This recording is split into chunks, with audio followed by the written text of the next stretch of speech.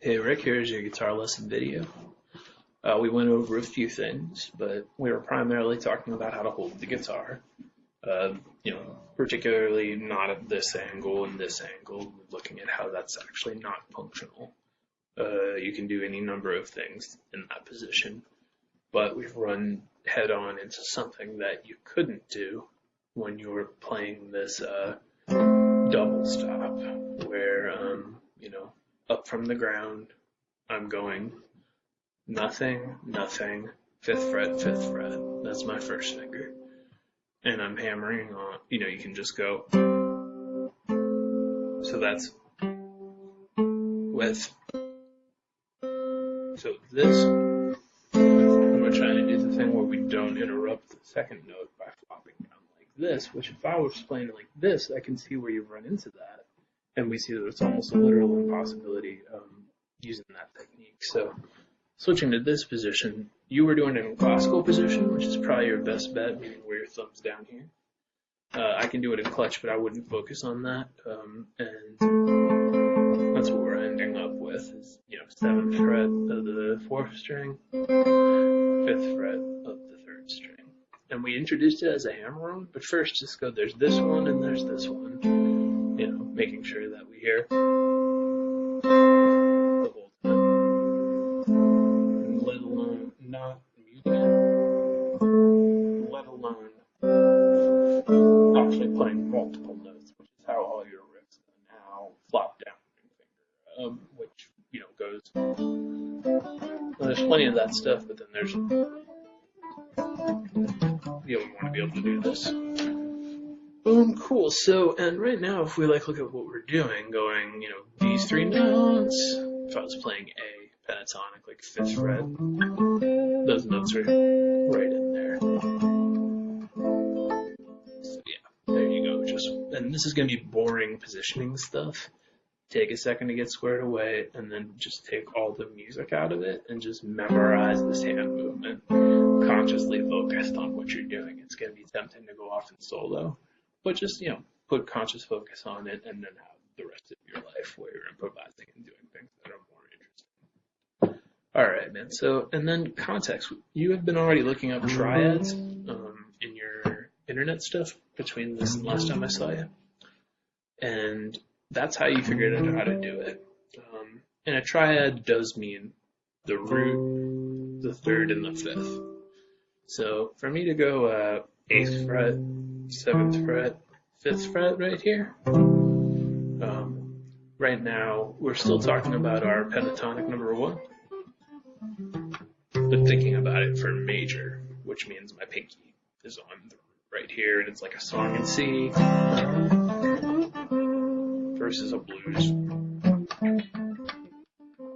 They sound right in both contexts. So again, the stereo instructions for the songs in a major key are I put my pinky on the root on the bass string, and whether you include the first note or not, play your number 1 pentatonic and everything will sound good.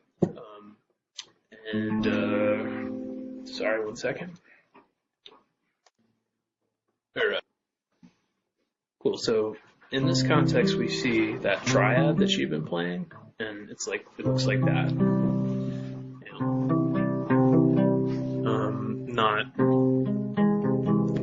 Cool. So, and again, the reason we're talking about this is because you already know these notes in the only scale you know. Again, reminder, ideally without your ring finger flopping down in this context. So there we have a 1st, 3rd, and 5th, like 1, 2, 3, 4, 5. And that's what's contained in a triad. That's a major triad. And again, you kind of sometimes have like a fight-flight reaction when we talk about major and minor. Just revisiting that, minor and major are like chord colors, like E minor and E major, not related to sharp and flat, which is totally different terminology.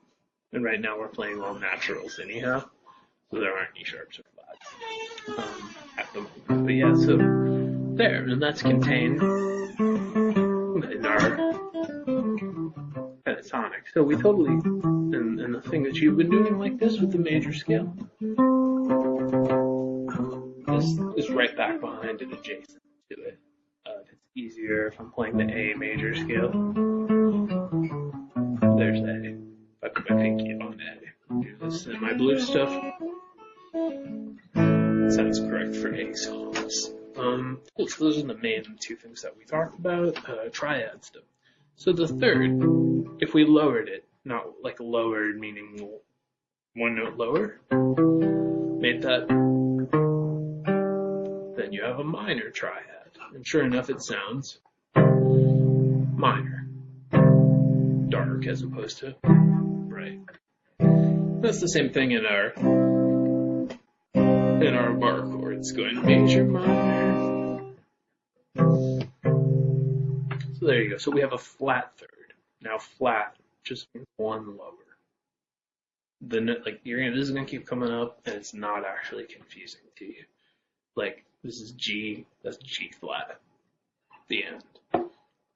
And right now we've got a first third and a fifth. We're flatting the third to get a minor triad. And like we were talking about, those are the notes that are actually in a C chord. You know, this C and G. We look at it back here, we've got C, E, G, C, E. And if you do this anywhere, G is all G's, B's, and D's. So all of our bar chords, not seventh, but regular major and minor chords at any fret, and all of our first position chords are built entirely of triads, you know? Like A minor triad, so there's A, not A flat, but A minor would be the, not this, but this. And that's A, C, and E, and we're not talking about blues scales right now. We're just talking about the triads exist, so try not to overlap them, as that's just not really immediately related at the moment. And it looks like it's a similar fingering, but we're just talking about it. Cool, so A, C, and D. Now we look at this. Sure enough, it's E, A, C, and E. So when we're actually executing this on our instrument, we don't tend to think about what note we're playing at every given moment, like we would if we were piano players. That's something you just wake up one day, years down the road, able to do, just make it talk. But there we go. Music theory-wise, all of your major and minor chords are firsts, thirds, and fifths, which is a much more common piano phrasing. Like, but you know, it's C goes right at the beginning, you know, the chord C. So sometimes it's that shape, sometimes it's stacked totally differently. Like a D chord, D, F sharp, which is a note, you know, F sharp. It's cool with one of the note names. It's going to come up as often as F or G, F sharp. So D, F sharp, and A, like that. And sure enough, looking at a D, we've got D, A, D, and F sharp right there. So check it out, triads as it actually applies to guitar playing. And then in our bar chords also, it's the same thing. G here is all G's, B's, and D's. Cool, so then really what you're working on is just not going back to fighting with the old technique, aside from when you're playing harmonica, which is something you're going to address autonomously. But that said, you know, we've been running straight into some situations where even if there's a lot of things you can do, we need to be able to fret musical notes such that we just touch one string. That's our default I'm playing music on the instrument. Isn't flopped down finger doing this. It's just like I'm just touching one string unless I have some reason to touch multiple strings so that I can do something like that. And I'm not talking about a power chord, which is super easy to do, where you hammer on the higher string. I mean, you know, where the high note stays the same. You don't need it. 5/5, just 7/5. There you go. Rocking out, and mostly just being really mindful of your technique. Trying to take 5 seconds before you start playing to get into starting position. It's a pain, but it's actually going to wire into your process something where that split second will start becoming 3 seconds, then 2 seconds, then it'll just be the way that you process things on the level of unconscious competence when you're introducing new material to yourself. This is how we free up enough headspace to actually think about technique concepts while we're playing If you just start going off riffing, you're going to end up playing, like you always do. So just staying right there on those two strings where we are, it would work on strings 5 and 4, strings 4 and 3, which is what we were just playing, and strings. So you just move the whole situation up and down. And again, we're talking about this 3 of these in a row part. But we can do that when you've been going every time. So yeah, there we go. We can play musical notes like that. And that's why this technique stuff ultimately matters. Functionally, it's pretty much impossible to do basic music phrasings without needing strings in this position, or this position. Cool, so triads, those chords, I think that's the vast majority of what we discussed, but there's one more thing. Pause and remember what it is. Yeah, just revisiting the subject of sharp and flat. You have seriously sharp, pound sign, 1 higher. Flat, little b, 1 lower. Now we're not going to just immediately think about how aren't there times, so E goes straight to F, and B goes straight to C. There's 12 notes that exist. But in most contexts, if this is A, this note's called A sharp, and this note's called A flat, and it's that straightforward. And A flat's going to come up with just as much as A, or at least a huge percentage of the time. Going back to musical note names that we're actually trying to have memorized, and not doing this is just like denying that you have cognitive function, where we're just trying to memorize 4 note names. It's 2/3 of the amount of content you learned when you learn the names of the open strings. It's 4 people walk in the room, they have normal names, I tell you their names. You're not going to try to construct a system to deductively reason through it. So hey man, on your bass strings, the 3rd fret, G, C, just make that section 1. Process it as C, G a couple times, but actually think about what you're doing and don't start playing music. We're just assigning names to dots. This could be a map, and we're just going, that city's called whatever. Alright, so the 3rd fret, which has a dot on it, C and G, like C and G, and now your bar chords, you actually know what you're doing. Section 1. Section 2, the 5th fret, 2 frets away. If I sound like a smart ass, because this is easy, dude. We're memorizing 4. It just seems like there's going to be more to it. There's not. So yeah, A and D, which kind of makes sense from tuning. So the 5th fret, not thinking about the 3rd fret, but just going A, D, D, A, D, A, D, A, A, D. Just assign those names to those dots, all right? And then give yourself a randomized quiz. Because if you just go G, C, A, D, then you have to go G, C, A to be allowed to think D. Now that's the kind of process you've set up for the note names of the open strings. So here's our first step away from that. Because again, we're talking about doing something we've been doing since like kindergarten, which is they give you 4 dots, they tell you each one has a name.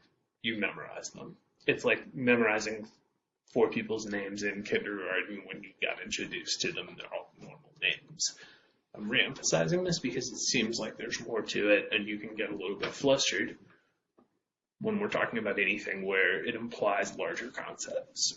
So give yourself a geography test. For real, actually do this, until you're getting 100 every time on something that if this was life and death, you would do this in 2 minutes, or 5 minutes, whatever. And it's all good. Fortunately, it's not. So that, and then we're referring to these as landmarks. Right now, you're going to know the names of the open strings and just those 4 notes. But from there, it's like, okay, so if this is C, then if I need to find B, it's just 1 back. If somebody says this is A, if somebody says A flat, you know A, and you just go A flat for a whole bunch of times until you wake up someday just knowing that's the A, that this note is called A flat. But in the immediate, just takes a second to go, I know where A is, flat. So again, flat and sharp, 1 lower, 1 higher, has nothing to do with major and minor, which are chord colors or scale colors. More than one note played at any given time. By definition, there's no one note that's major or minor. Back to what we were talking about with triads. So if you're like having any terminology overwhelm thing, just recognize that it's not that the video is confusing to you, or that this material is confusing to you. It's probably that you're working through it in sections that are too large, or trying to watch the whole video and then go practice it, which is a horrible idea. Since we're working on rudiments right now, and we're trying to do things in an order where you actually improve. And yeah, and then of course just keep playing and doing what you usually do, the fun stuff, but this is us working on rudiments. And huge payoff when you just start to know a few note names, because all your bar chords and power chords, they start to make sense. You don't just think of it as like, I'm at the 5th fret, you know, you'll be like A minor, oh wow, and so forth. A flat, you know, I'll play the chord A flat. You know. So yeah, rock out with that. Just be mindful of your technique. The more you can ride yourself on taking a split second before you start playing, be better. And yeah, you know, we're working on not seesawing, we're working on bend. And ideally, we'd actually get to the second and third and first string and not use your pinky, you know, because we actually want to be able to bend or advance up into this, you know, like it seems like you haven't really taken that head on yet. So yeah, it's the feeling of I'm on the 3rd string and these 2 fingers bend, and then they stay together when you go there. And the point isn't this is economical. We totally use this fingering. It's just not for the types of blues licks that we like to play. That's why we would ever not just go 4 fingers over 4 frets. Jazz players are taught 4 fingers, 4 frets, and then swap out your pinky for your ring when there's bends. So you know, or whatever, something like that. But yeah, when we're playing these blues scales, we don't do it on this string, because there we just tend to be playing single notes. When we get to here, we tend to be doing stuff with a ton of nuance. So yeah, you know, actually dealing with, I actually have to do this, and I understand why it's for bends and stuff, and advancing and being on the right fingers. So yeah, just try to stick to all that stuff, and I will see you next week.